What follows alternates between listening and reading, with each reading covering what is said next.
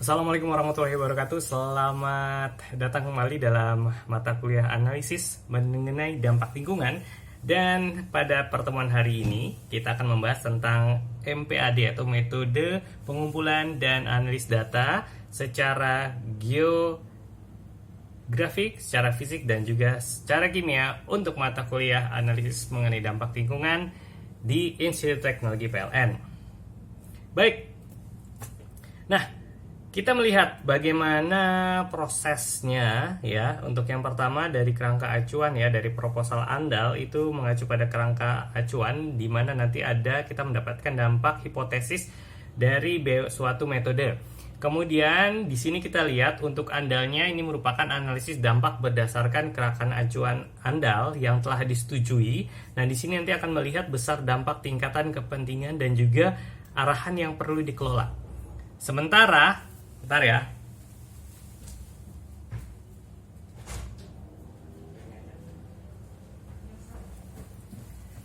Oke, kita lanjut lagi. Baik, sementara ini RKL dan RPL ini harus dilaporkan dan dievaluasi. Kemudian juga ada pengelolaannya. Ada pengelolaannya. Pastinya tentunya kita di sini ada dampak positif maupun dampak negatifnya. Dan juga ada pemantauan untuk mengevaluasi keberhasilan dan juga pengelolaannya. Kita lihat berikutnya ini bagaimana tahapan-tahapan dari kerangka acuan ANDAL menjadi ANDAL dan juga dari RKL dan juga RPL-nya. Kita lihat ada 3 metode ya. Pertama pengumpulan dan analisis data. Di sini juga kita nanti akan memperkiraan dampak dan analisis dampak pentingnya. Kita nanti akan memperkiraan dampak-dampak apa saja yang akan terjadi. Kemudian setelah itu, setelah perakiraan, kita akan mengevaluasi dari dampak penting tersebut.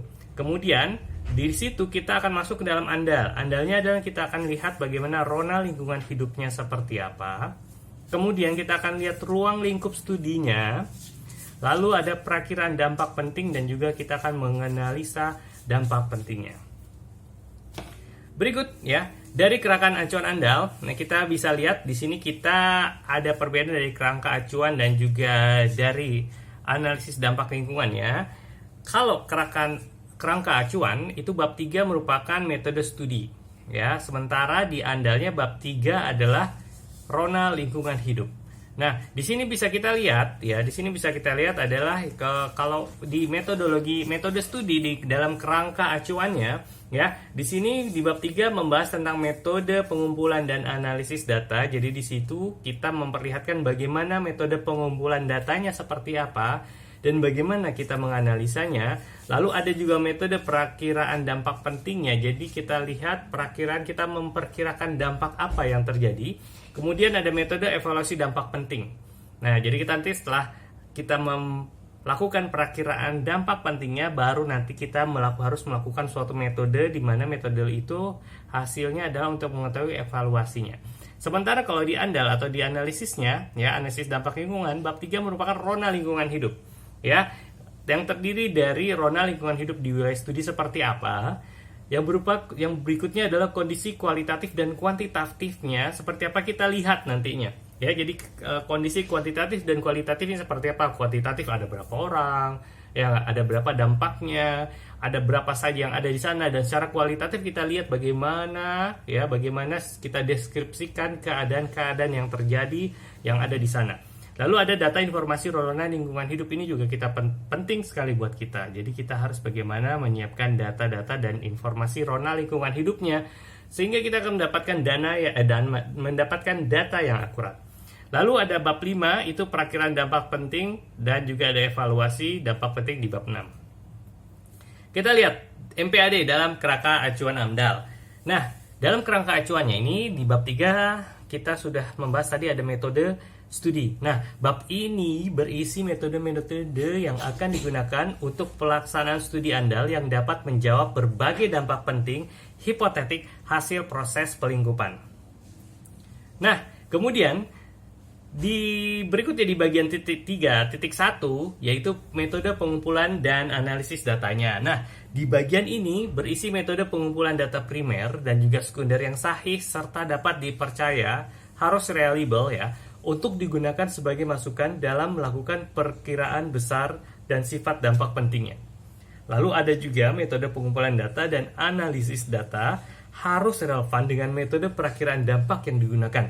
Sehingga data yang dikumpulkan itu relevan dan representatif dengan dampak penting serta hipotetik yang akan dianalisa dalam proses perakiraan dampak penting. Nah, apa saja yang akan dianalisa? Kita lihat. Yang pertama adalah kita harus mencantumkan sejarah jelas. Yang pertama metode yang digunakan, ya. Yang pertama adalah metode yang digunakan dalam proses pengumpulan data. Berikut juga jenis-jenisnya ya, jenis-jenis peralatan apa yang dipakai, instrumennya seperti apa, ya. Lalu juga kita akan melihat tingkatan ketelitian dari alat yang digunakan dalam pengumpulan data. Jadi jangan sampai jika kita sedang mengumpulkan sesuatu, misalnya alatnya rusak, maka hasilnya juga akan rusak. Ya, seperti kalau kita mau melihat bagaimana kadar airnya ya. Jadi alat-alat ukurnya tersebut harus kita kalibrasi, harus kita lihat apakah alat ukur tersebut bisa kita gunakan dengan baik. Berikutnya, nah, setelah kita lihat peralatan, instrumen, dan tingkat ketelitian alat, metode pengumpulan data yang digunakan juga harus sesuai dengan standar. Harus ada standarnya. Kalau kita harus sesuai dengan standar nasional Indonesia atau sesuai dengan peraturan perundang-undangan yang berlaku. Kemudian, di sini kita harus uraikan secara jelas metode yang digunakan untuk menganalisis data hasil pengukuran. Kemudian kita cantumkan jenis peralatan instrumen. Jadi kita harus sebutkan itu jenis peralatan instrumen ya yang kita pakai dan rumusan yang digunakan ya. Dan ada rumusan yang digunakan ya dalam proses analisis data, khususnya analisis data primer yang memerlukan pengujian di laboratorium ya, maka harus dilakukan di lab yang terakreditasi. Oke. Berikutnya, nah, ada metode pengambilan data. Nah, di sini metode pengambilan datanya di mana sampel harus diambil atau dikumpulkan. Di mana ya sampel harus diambil dan juga dikumpulkan. Lalu ada parameter yang terkena dampaknya. Ya, alat apa yang sesuai digunakan, lalu bagaimana data akan dikumpulkan. Nah, pertanyaan ini dalam metode pengambilan data harus kita perhatikan secara seksama. Ya, kemudian ada metode analisis sampel. Nah, dalam metode analisis sampel ini kita melihat apakah parameter apa sih yang akan kita analisis, lalu metode apa yang digunakan untuk menganalisanya. Ya enggak? Sama seperti kita memasak ya. Metode apa yang kita gunakan? Apakah direbus atau digoreng atau dikukus? Nah, seperti itulah metode apa ya gambarannya yang akan kita gunakan. Nah, berikutnya ya, dalam metode analisis data ya setelah data diperoleh berupa angka ataupun satuan, maka kemudian kita lihat bagaimana data tersebut dapat digunakan untuk menentukan rona lingkungan awal. Jadi kita lihat setelah data digunakan, kita akan melihat rona lingkungan awalnya seperti apa sih awalnya sebelum kita lakukan ya, sebelum kita melakukan suatu kegiatan di sana ya. Nah, ini merupakan langkah-langkah dari metode penelitian analisis dampak dari lingkungannya. Yang pertama, ini kita harus melihat penentuan lokasi pengambilan. Ini ya wajib Anda ketahui ya, wajib Anda ini, karena ini nanti biasanya saya akan keluarkan di UAS. Saya akan memberikan suatu kasus, Anda harus menganalisa. Ya, yang pertama adalah penentuan lokasi pengambilan. Ya, ini tergantung batasan ekologi. Nah, jadi nanti di sini penentuan lokasinya di mana, batasannya sampai mana, nanti Anda harus jelaskan di sini. Yang kedua, kita melakukan metode pengambilan sampel. Nah, pengambilan sampel seperti apa? Ini tergantung dari tujuan atau kedalaman studi dari parameter. Jadi kita harus sampai mana ya melakukannya. Dari kita metode pengambilan sampel, baru kita menganalisis sampel yang ada. Ya, ini juga tergantung parameternya, sensitivitasnya, dan alat yang disediakan. Setelah kita mendapatkan pengambilan sampel, setelah kita menganalisis dampaknya, menganalisis sampelnya, baru kita sekarang analisis data yang ada. Ya, ini untuk mengetahui kualitas lingkungan awal. Tentunya dalam menganalisa ini harus ada referensi-referensinya. Ya, harus ada referensi-referensinya. Oke. Nah, jadi kita tidak bisa sembarangan ambil. Ya, harus ada referensinya. Berikutnya, nah, contohnya nih ya. Ini ada contoh. Contohnya adalah penentuan lokasi pengambilan sampel air misalnya. Nah, di sini kita akan lihat nih dari dampak hipotesisnya kita lihat dari prakonstruksi, konstruksi. Mana sebentar, saya akan highlight dulu di sini. Ya, di sini akan lihat nih prakonstruksi, konstruksi, operasi paskanya dan lain-lain. Di sini kita akan mengambil batas wilayah studinya. Ya, jika kita mau ambil di sini parameternya apa? Lalu lokasi sampel airnya apa sih? Apakah kita ambil dari PDAM atau dari aliran air yang mengalir dan lain-lain? Lalu kita ambil juga apakah dari kebutuhan masyarakat airnya, ataukah kita ambil sampel airnya dari kolam ikan, apa kita sampelnya ambil dari sawah. Nah, dari situ kita akan melihat metode perakiraan dampak dan tingkat kepentingan dampaknya. Ya, lebih bagus lagi misalnya kita ambil sumber air ya yang mengalir. Nah, di situ dari awal, dari hulunya kita ambil. Nanti kita ambil nih ketika sampai di pemukiman bagaimana ya keadaannya, ketika sampai di masyarakat bagaimana, untuk kolam bagaimana dan lain-lain. Dan juga kita bisa mungkin mengambil sampel dari air dari PDAM. Apakah air tersebut bisa kita gunakan? Nah, lalu berikutnya apa sih yang perlu ditulis? Ya enggak, apa sih yang perlu ditulis? Yang perlu ditulis adalah pertama metode pengumpulan data dan analisis data untuk GFK. Ya, yang kedua adalah pengumpulan data, ya, batch atau composite atau integrated dan automatically. Kemudian yang harus diukur adalah pengukuran. Ya, lalu jenis alat untuk pengambilan sampel seperti apa, instrumen untuk analisis setiap parameternya apa, ketelitian instrumennya seperti limit, sensitivitas, selektif dan lain-lain, dan juga analisis datanya. Dan ada juga ketika metode kita mengambil, ya di sini bagaimana mengambil sampel, ada berbagai macam cara. Di sini ada 4 ya. Yang pertama grab ya, pengambilan sesaat di lokasi, itu kita sebut dengan grab. Atau kita pengambilan komposit ya. Komposit adalah pengambilan pada waktu yang sama di beberapa lokasi tapi waktunya sama. Ya, jadi nanti kita bisa membedakan ya hasil-hasil yang ada tapi dalam waktu yang sama. Oke, lalu ada integrated, yaitu pengambilan beberapa kali di suatu lokasi tapi ada varian waktunya. Mungkin kita akan lihat ya kan, kita akan lihat nih, kita akan melihat bahwa akan ada suatu kegiatan, jadi kita bisa ambil nih kegiatan misalnya di bulan Maret, kita ambil dari sebelumnya, dari Januari, Februari, Maret, April, Mei, Juni, ya kan. Nah, dari situ kita bisa dampaknya seperti apa.